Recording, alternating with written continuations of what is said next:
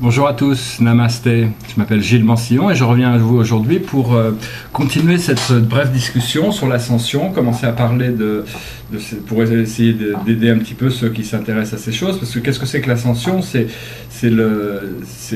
l'éveil de notre ADN, l'éveil de notre conscience qui nous permet de prendre mieux contrôle, mieux connaissance, mieux se sentir plus confortable dans sa vie, être plus intuitif, être plus aligné vers les choses qui nous sont agréables et donc enlever toutes les résistances. Et donc c'est un procédé naturel qui vient progressivement parce qu'on est quand même dans une réalité de dualité. Et donc on doit revenir à l'unité, comprendre que la vie est un, et donc laisser ces barrières qui nous séparent, les barrières qui nous séparent à notre source, tomber, s'effondrer. Comme ça, après ça, on peut voir la lumière qu'il y avait derrière tous ces voiles. Et on découvrira des nouveaux niveaux, des trinités. L'unité engendre la trinité, la dualité va revenir à l'unité. Enfin bon, c'est des choses un peu compliquées. Mais donc la première chose que je voudrais dire à propos de la spiritualité, c'est que d'un point de vue spirituel, la matière fait partie de l'esprit. C'est-à-dire que la voie spirituelle, c'est ici, c'est maintenant, c'est votre vie actuelle de tous les jours. Votre voie matérielle, c'est votre voie spirituelle. Il n'y a pas de séparation d'un point de vue spirituel entre le matériel et le spirituel. Parce que l'énergie vient de l'esprit, l'énergie devient de la matière, et depuis le monde matériel, on retourne à l'esprit éventuellement. Donc tout est connecté dans un cycle naturel. Et donc c'est évident que quand on découvre cette réalité intérieure, cette réalité interne, c'est quelque chose qui est assez précieux, assez sacré. Donc c'est quelque chose de personnel qu'on doit protéger, qu'on doit nourrir, qu'on doit garder, qu'on ne doit pas nécessairement présenter aux autres. C'est quelque chose qui nous appartient à nous. Mais on arrive à un moment, aujourd'hui, dans l'histoire de l'humanité, où il y a besoin que tous ceux qui ont travaillé dans leur ascension personnelle offrent le plus d'assistance possible à l'humanité pour les aider à avancer rapidement, pour qu'ils puissent voir que le chemin est déjà ouvert pour eux, pour évoluer vers ce que leur âme a prévu pour eux, quoi, pour nous.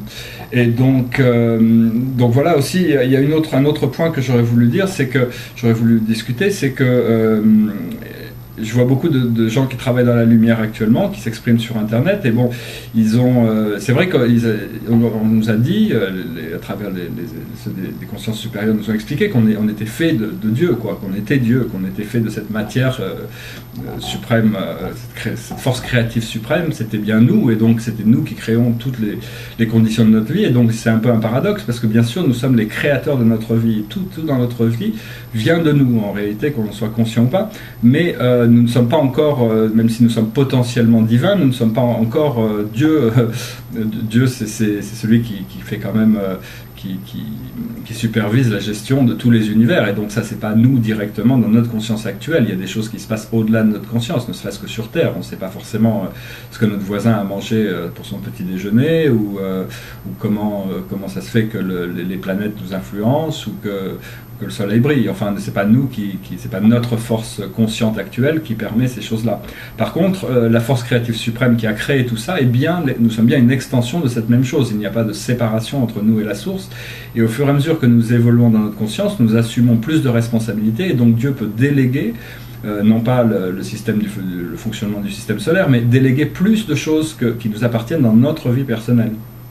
C'est-à-dire, bon, il y a tout un procédé graduel de réalisation et d'échange. Mais enfin, bon, c'est très important de régler, de faire tout ce qui est dans notre pouvoir pour améliorer notre relation avec notre source, qui elle, il n'y a jamais eu de jugement qui vient de notre source. Dieu n'est pas en jugement à travers nous, mais seulement, bon, c'est nous qui nous jugeons pas assez bien, peut-être, pour mériter cette présence divine. Donc c'est vraiment pas, il n'y a aucune raison d'attendre, hein, c'est pas du tout, il faut vraiment commencer à pratiquer l'amour et la lumière le plus possible, et dans aussi bien à l'intérieur pour nous-mêmes que vis-à-vis des autres, et je vais baisser un peu la caméra là, que vis-à-vis des autres, et comme ça ma tête est plus au milieu de l'écran. Donc voilà, c'est l'harmonisation entre le procédé interne qui nous est personnel, la production de notre création à l'extérieur de nous, qui nous est reflétée par les gens que nous rencontrons. Et donc voilà, je voulais juste discuter très brièvement de ça, puis je vais finir par la présentation d'un tableau que j'appelle l'Ascension, qui est un tableau qui a commencé en 2008 et je voulais finir en 2012 parce que je pensais que l'Ascension serait bien une entreprise, mais le tableau a attendu 2014 pour trouver sa complétion. Donc voilà, donc je vais partager ça avec vous.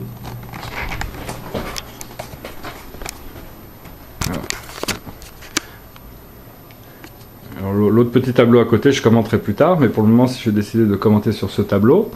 Et donc, au départ, c'était une grande porte stellaire, et puis avec le point zéro, là au milieu, qui représente le point zéro, le trou noir, qui connecte à tous les champs de l'univers. En dessus, là, attendez, je vais essayer de monter comme ça, ici, ce symbole qui représente la souveraineté, le moi supérieur, et puis derrière le symbole qui représente la Fédération Galactique de la Lumière, avec toutes ces nations stellaires qui sont représentées autour, et ils sont un peu comme spectateurs dans l'ascension.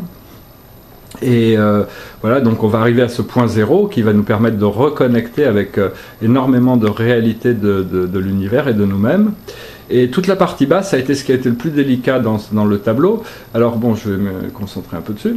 Et donc voilà, la Terre qui est au centre dans ce tableau, la Terre qui est au centre, et c'est le premier tableau qui est comme ça, parce que tout l'univers qui l'entoure est l'univers central, avec les 7 soleils du paradis, les 21 planètes, et les 7 circuits concentriques de monde de l'univers central. Donc dans ce tableau, par rapport à ma propre peinture, la Terre a remplacé le paradis, et donc après une place centrale dans l'évolution, puisque bon, elle est devenue le centre de l'univers. Et donc après ça, bon, derrière tout ça, il y a les constellations. Donc d'abord en Verseau, ici, là, c'est la porte qui s'ouvre vers la Terre du futur, la Terre étoile, hein, avec le home originel et le symbole de l'infini qui nous amène vers ce...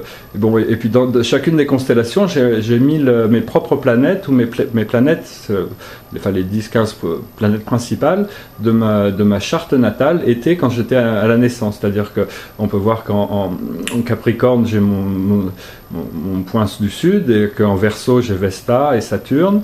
Alors ici en Poisson, j'ai toutes mes planètes en Poisson, là, qui sont ici. Après ça, en Bélier, en Taureau, Gémeaux, Cancer, Lion, Vierge, Balance, Scorpion, Sagittaire, avec les petits astéroïdes, et Capricorne, voilà. Et donc voilà, c'est un tableau assez complexe, mais qui me plaît bien, et que je suis content de l'avoir fini après toutes ces années. Et puis bon, j'espère que vous avez trouvé cette présentation intéressante. Je vous souhaite une excellente journée. Merci beaucoup. Namasté.